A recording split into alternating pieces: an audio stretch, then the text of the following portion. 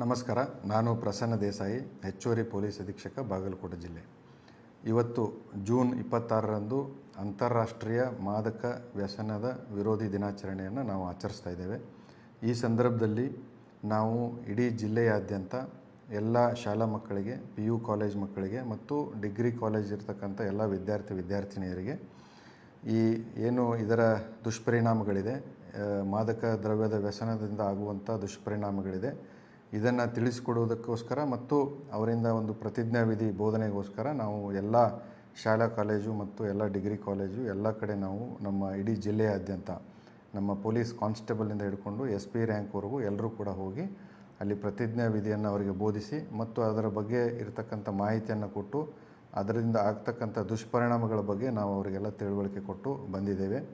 ಮತ್ತು ನನ್ನ ಸಾರ್ವಜನಿಕರಲ್ಲಿ ಮನವಿ ಏನಂತಂತಂದರೆ, ಯಾವುದೇ ಕಾರಣಕ್ಕೂ ಕೂಡ